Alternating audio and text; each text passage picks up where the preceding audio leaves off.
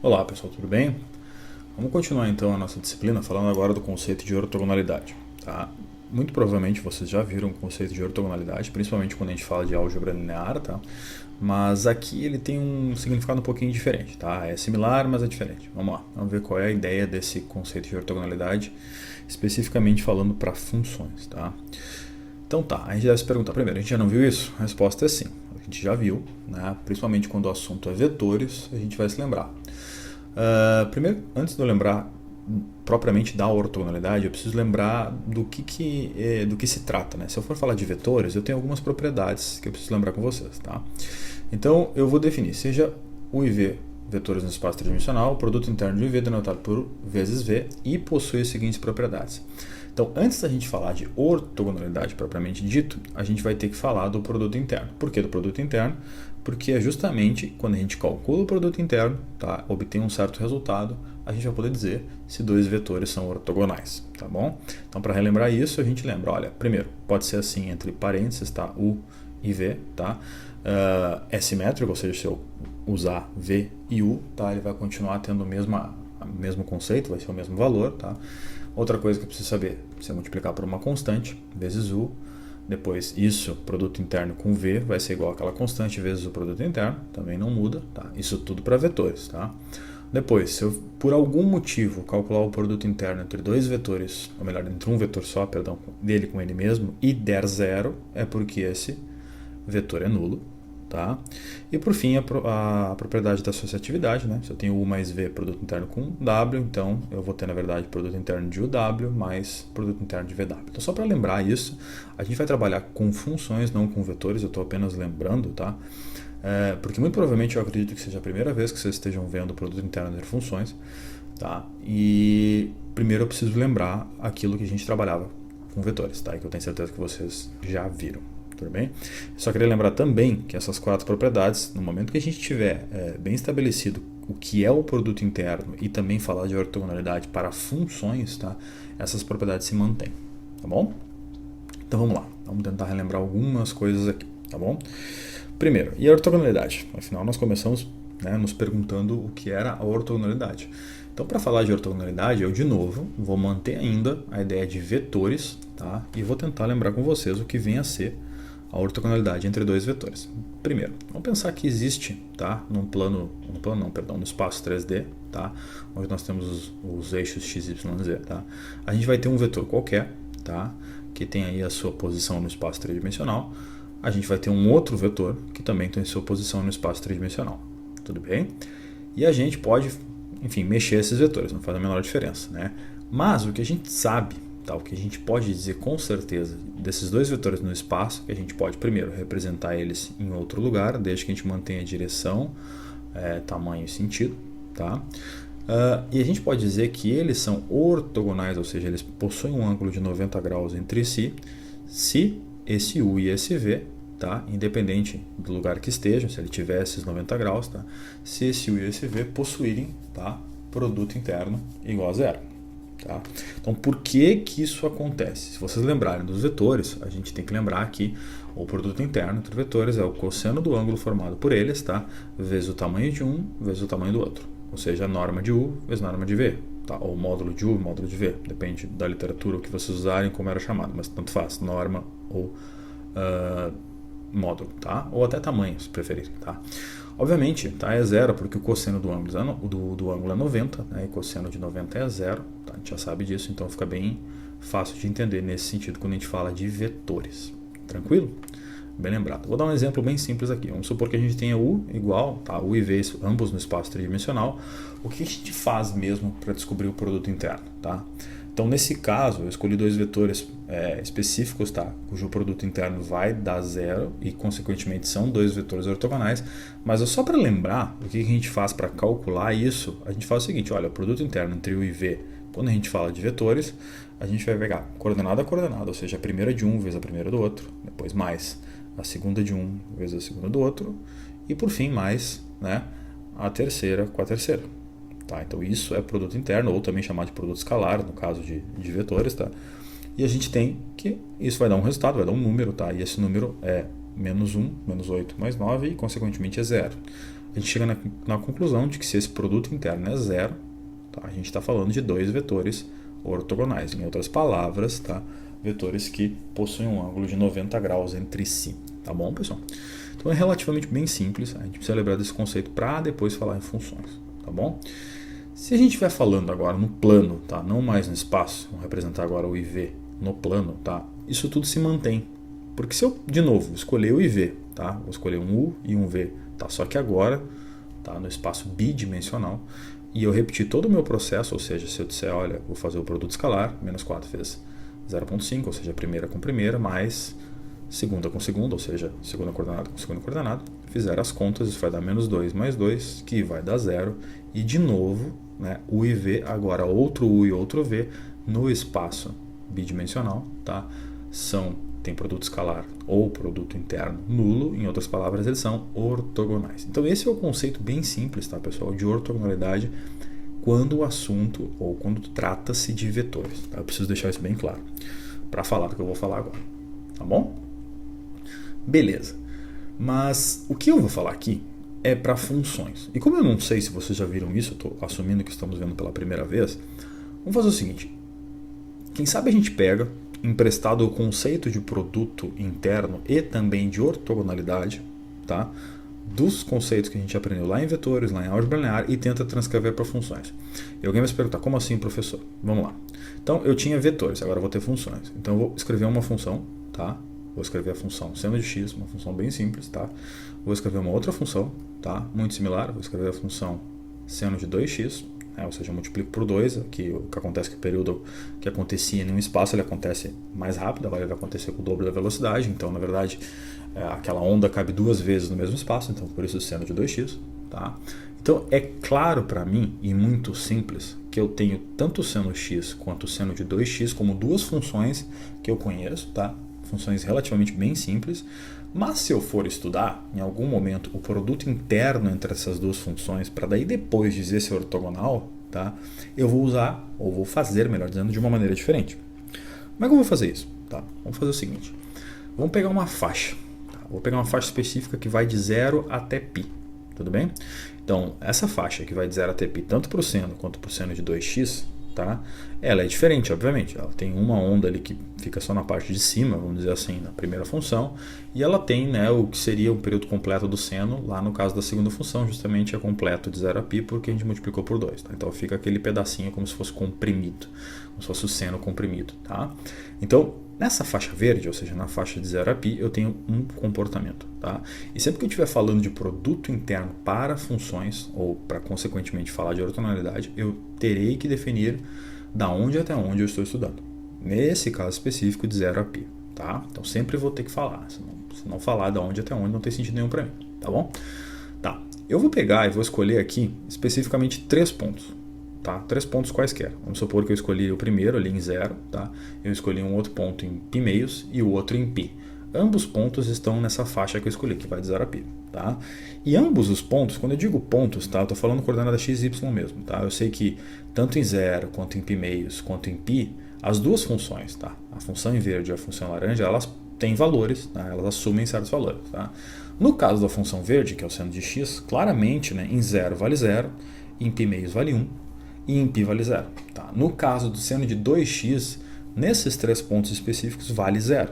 Tá? Tanto no 0, quanto no π meios, quanto no π. Por que eu estou fazendo isso? Tá? Vamos pensar o seguinte.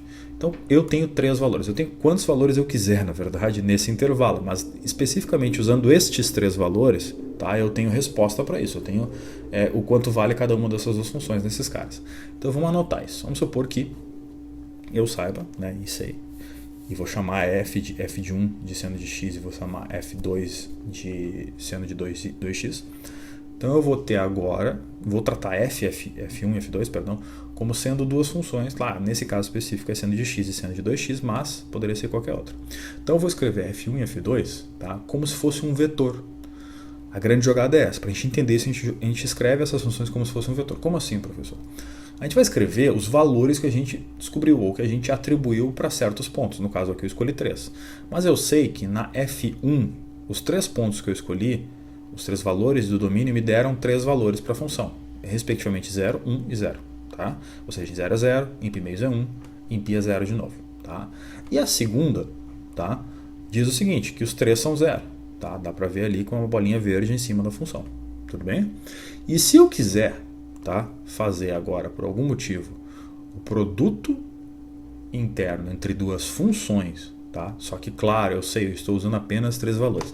Mas vamos supor que esses 3 valores representassem muito bem essa função. Tá? Então, o que eu vou fazer? Eu vou fazer o produto interno e ver o que acontece. Tá? Vocês já sabem que vai dar zero, porque tem uma ali que todas as coordenadas são zero. Então, sempre vai dar zero. Mas se eu fizer o processo, né, entre coordenada a coordenada, multiplicar, eu vou chegar em zero. E aí eu vou me perguntar, quer dizer então que F1 com F2, produto interno, deu zero.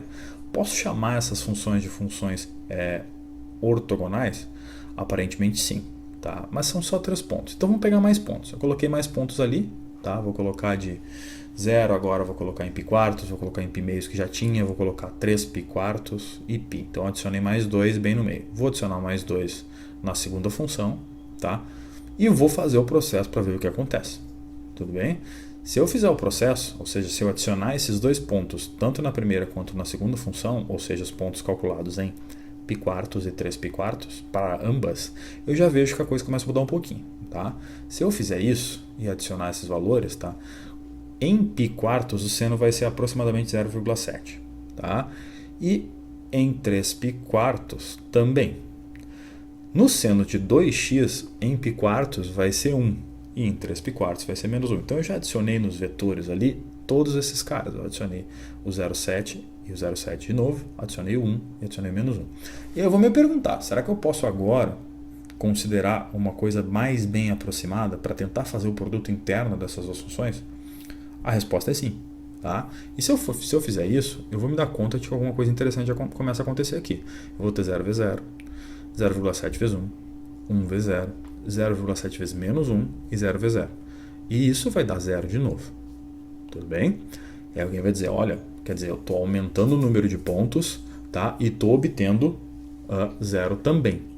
Se isso está acontecendo, é porque parece, pelo menos parece, à medida que eu aumento o número de pontos, que essas funções têm uma propriedade de que seu produto interno, pelo menos nesse intervalo de 0 a π, dá 0 e, consequentemente, seriam para nós, ou formariam para nós, o conceito de função ortogonal.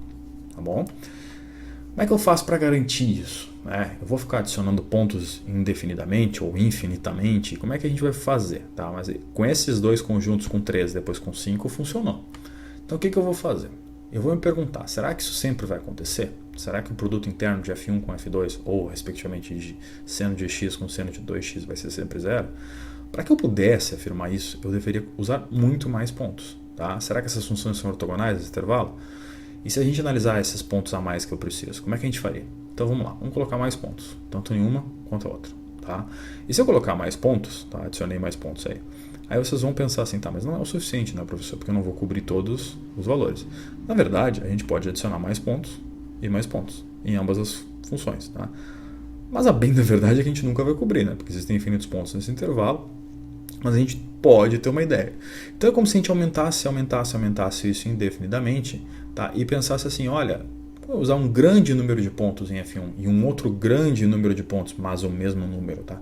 Em F2, o que aconteceria? Eu teria inúmeros pontos e eu teria que analisar todos esses pontos como se fossem coordenadas de um vetor. E, obviamente, depois de fazer isso, o que eu faria? Faria a primeira coordenada de uma vezes a primeira coordenada da outra, mais segunda coordenada de uma vezes segunda coordenada da outra, e assim por diante até chegar na última. Tudo bem? E como eu vou somar isso, eu vou nada mais nada menos do que fazer simplesmente um somatório de n pontos, tá? Do que? Do produto de F1 com F2, coordenada a coordenada. Tá? Então vai aparecer para mim um somatório de F1 vezes F2, claro, aplicado para cada uma dessas coordenadas. Tudo bem, pessoal? Tá bom, mas isso começa a se tornar um pouco mais... para entender o produto interno entre funções e, consequentemente, ortogonalidade ou não, a gente precisa dar conta aqui que, bom, eu preciso analisar o que acontece se esses pontos são muitos. E dizer que esses pontos são muitos é a mesma coisa que dizer que esses pontos começam, na medida que eles aumentam muito, eles começam a mudar o espaçamento entre eles. Se eles são muitos, esse espaçamento é menor. Então vamos supor que existem 2 pontos na primeira função e 2 pontos na segunda, cujo espaçamento a gente vai chamar de ΔX. Se eu aumentar o número de pontos, eu vou saber que esse espaçamento vai começar a diminuir, porque afinal eu estou aumentando o número de pontos. E aumentando o número de pontos, o espaçamento vai diminuir. E assim por diante, vai diminuir cada vez mais. Então, na medida que eu aumento o número de pontos, esse espaçamento começa a tender a zero. Ele vai ficar cada vez menor. Então, é como se eu dissesse, estou somando, mas o espaçamento entre cada um dos pontinhos está tendendo a zero.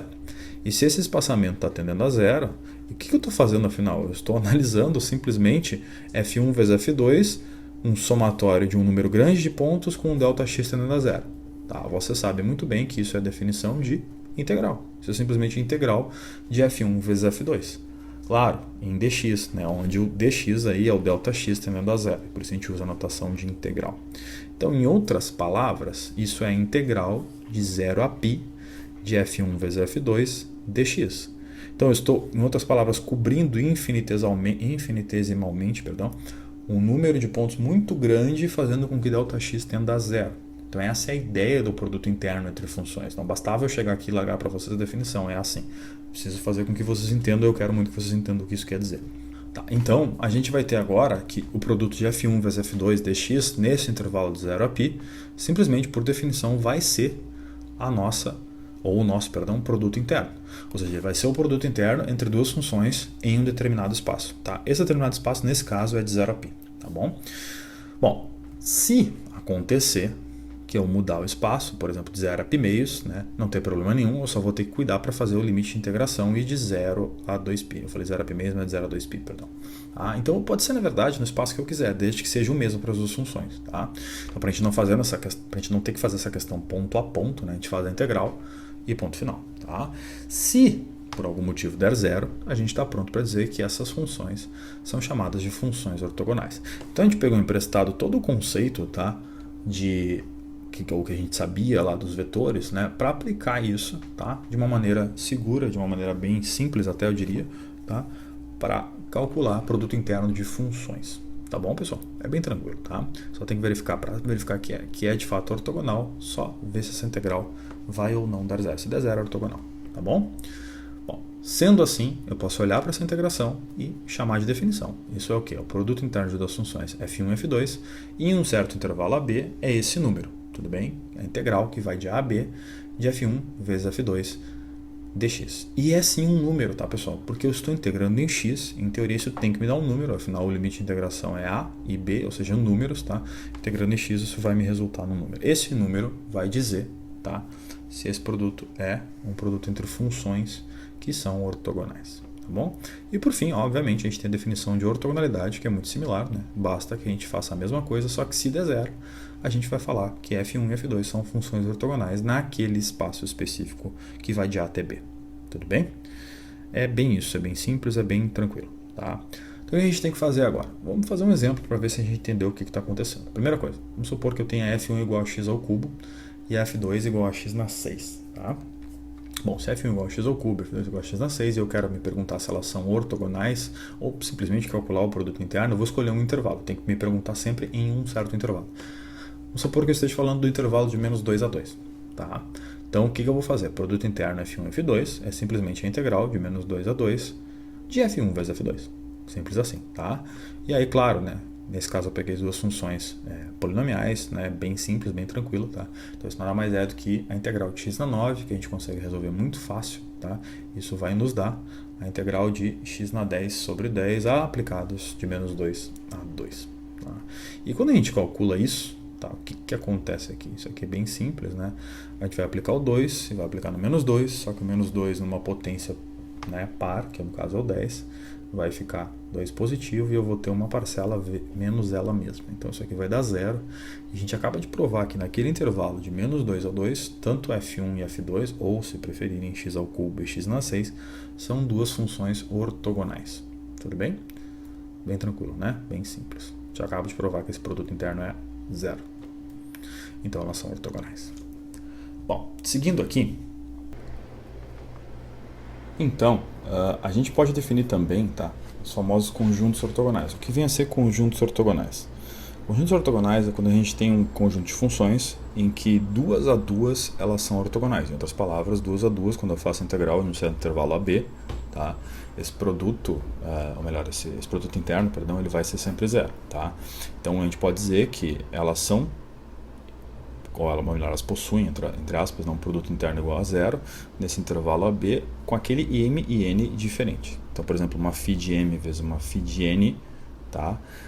Em que M e N são diferentes, tá? A gente vai possuir, se for zero, duas a duas, todas deste conjunto. A gente vai ter que esse conjunto vai ser um conjunto ortogonal, tudo bem?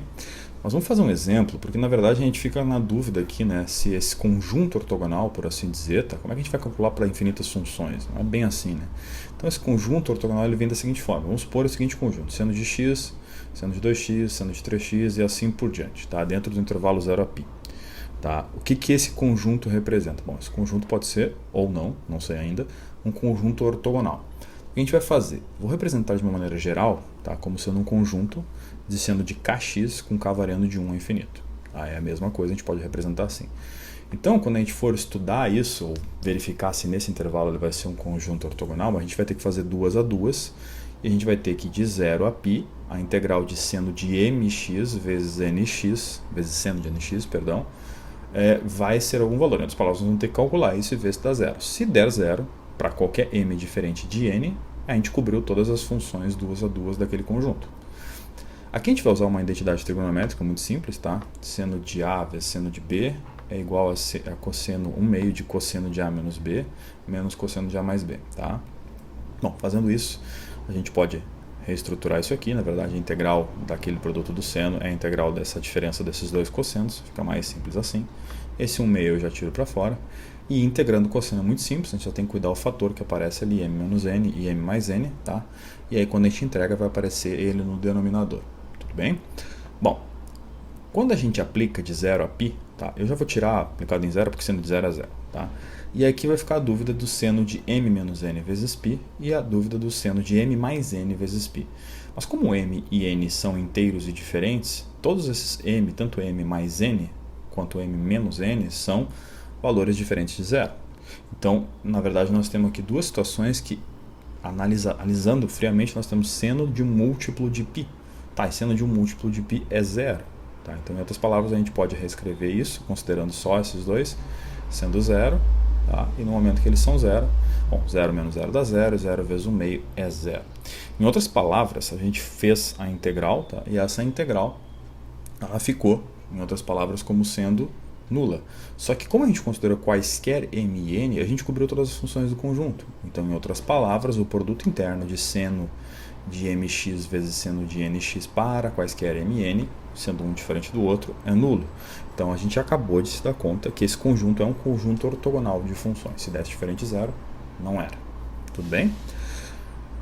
Beleza. Mas existem casos que a gente vai precisar fazer. Lembrando aqui, ainda voltando para o conceito, tá, de vetores, eu preciso falar mais algumas coisas com vocês, mas eu de novo vou relembrar esses conceitos, tá? Vou relembrar especificamente, vou precisar especificamente desses dois, tá? E vou adicionar um terceiro, tá? Que é aquele que fala da norma, tá? Se vocês lembrarem bem, o produto interno, tá, de um número com ele mesmo é a norma ao quadrado, tá? Porque a gente vai fazer ele coordenada a coordenada, vai dar a primeira coordenada vezes ela mesma, depois a segunda coordenada vezes ela mesma e assim por diante, tá? Então vai ser a soma ao quadrado, isso é igual, tá, a norma ou módulo, como preferirem, tá? Só que o módulo tem uma raiz, né? Então se a gente fizer sem a raiz é porque é igual a norma ao quadrado. Então é bem aquilo que está no meio, tá? Então o que acontece? Só para relembrar rapidinho o conceito de norma, tá? A gente já sabe porque a gente já viu norma em vetores. Será que a gente pode, de novo, assim como a gente fez com o produto interno, transferir o conceito de norma para funções? A resposta é sim, tá? O que a gente vai fazer? Esse conceito de norma vai tentar, ou vou tentar repeti-lo para funções, não tem problema nenhum, tá? Então, assim, o produto interno entre duas funções, a gente já sabe, o produto interno entre uma função e ela mesma vai ser a norma dela, tá, ao quadrado. Então, a gente vai fazer isso, na verdade, para descobrir quem é a norma, tá, quando trata-se de funções. Tá? Então, aqui, na verdade, o produto interno entre duas funções eu já sei. O produto interno das funções é f vezes f, como é a mesma nesse caso, né? Então, aqui nada mais a menos do que f ao quadrado. Então, nós temos uma norma, tá? Ou melhor, perdão, um produto interno de uma função com ela mesma, que vai, nesse caso específico, ser igual a norma ao quadrado. Tá? Como eu quero saber quem é a norma, o que eu preciso de verdade aqui é isolar essa norma, tá? Para ver onde eu chego. E isolando essa norma, a gente vai ter que isso é igual, né, toda aquela integral elevado na 1 meio, ou na raiz, como preferir, tanto faz. Então, aqui a gente acaba de chegar no conceito de norma para funções. Se a gente usa o mesmo conceito de produto interno, a gente vai conseguir chegar nesse conceito de norma para funções. Tudo bem? Bom, e a norma vai ser simplesmente isso. Claro, de novo, vai depender do intervalo em que eu estou estudando. Se vai ser de A até B, se vai ser de outro número até outro número e assim por diante. Tá? Mas especificamente é sempre assim. Norma de uma função para nós vai ser integral nesse intervalo da função ao quadrado, tá? Elevado a 1 meio, ou tudo isso na raiz, como vocês preferirem. Tá bom? Tá, então isso é aquilo que a gente vai chamar de norma de f de x. E a gente vai poder colocar isso bem definidinho da seguinte maneira. Então a definição de norma vai ser, pensa comigo, chamamos de norma de f de x, isso que a gente acaba de descobrir, tá? Ou se quiserem usar com a raiz, não faz a menor diferença para nós, ou se preferirem, né, isso, a norma vai ser simplesmente a raiz do produto interno de f com ela mesma. Então qualquer uma das três representações vale, isso não interessa nesse momento. O que interessa é que vocês saibam, se pedido for, calcular a norma. Porque, de novo, quando a gente vai falando de conjuntos ortogonais, a gente também vai falar de conjunto ortonormal, ou seja, a gente vai precisar da norma para ver se a norma vale um valor ou vale outra coisa e assim por diante. Ortonormal especificamente é com norma igual a 1. Tá? Então a gente precisa também, além do conceito de produto interno, saber o conceito de norma de função. Tá? Bom, isso tem outro nome, tá? Tem vários nomes, na verdade. É chamado de norma 2, norma quadrática, norma euclidiana. Vocês podem chamar de... Enfim, tem um monte de nome na literatura, tá? Por que norma 2? Norma 2 porque especificamente existe, quando a gente vê em análise, tá? No espaço que não é só o espaço unidimensional, a gente fala da norma n, tá? E a norma n simplesmente é a mesma definição, só que ao invés de elevar ao quadrado, elevar na n, e a raiz enésima ao invés da raiz quadrada. Tá? Então, esse é só o conceito de norma n. Na verdade, o conceito de norma n é um conceito muito mais completo. Né?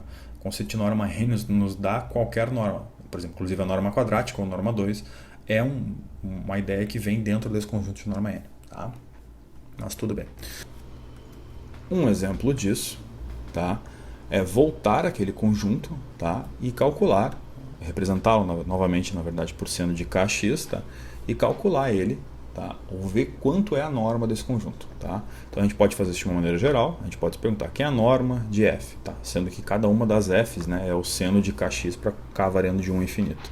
Então, para a gente fazer isso, a gente precisa dar conta, né, ou a gente precisa aplicar, né, a f, que no caso é seno de kx, só que ao quadrado, de 0 a π, que é o espaço que eu estou estudando, né, fazer ou calcular essa integral e, obviamente, tirar a raiz disso. Quando a gente tira a raiz disso, a gente vai ter a resposta. Acontece que seno ao quadrado, também vou usar uma identidade trigonométrica aqui, a gente pode representar por 1 menos cosseno, tá?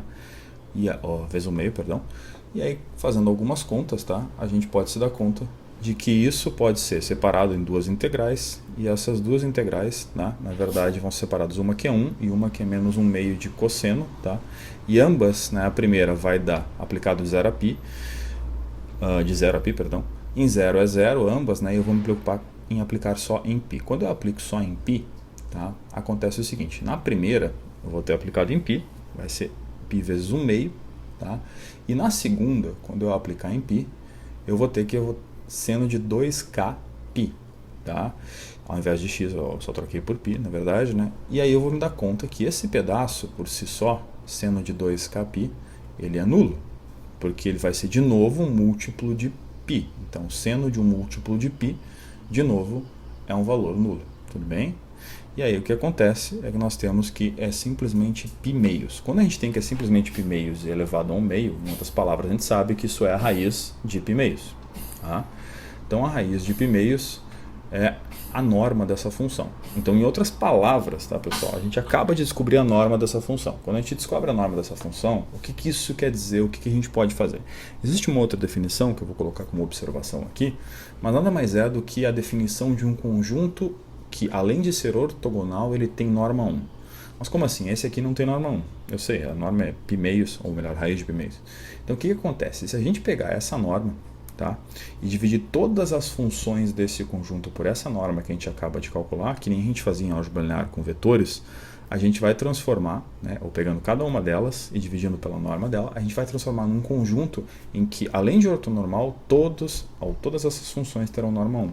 Em outras palavras, o que a gente vai fazer aqui é simplesmente se dar conta que esse conjunto que já era ortogonal, ele agora possui todas as funções com norma 1 e ele vai ser um conjunto ortonormal. Então, assim, quando a gente tem conjunto ortogonal, para transformar em conjunto ortonormal, basta que eu calcule a norma das funções, tá? E divida sempre pelo valor dessa norma. E eu vou transformar num novo conjunto com todas as funções de norma 1. Aqui precisa haver um cuidado, porque nem sempre todas as funções do conjunto têm a mesma norma, tá? Nesse caso específico, tem. Tá? Existe um conjunto, por exemplo, que se a gente fizer ao invés de, eu acho até que é inclusive o exemplo do livro, ele é o cosseno, tá, de kx, tá, para k variando de 1 até infinito. Se eu não me engano, a primeira função tem norma diferente. Mas não tem problema nenhum, a gente simplesmente divide apenas a primeira função pela norma dela e a gente consegue igual ter um conjunto ortonormal. Tudo bem, pessoal? Então tá, até a próxima aula.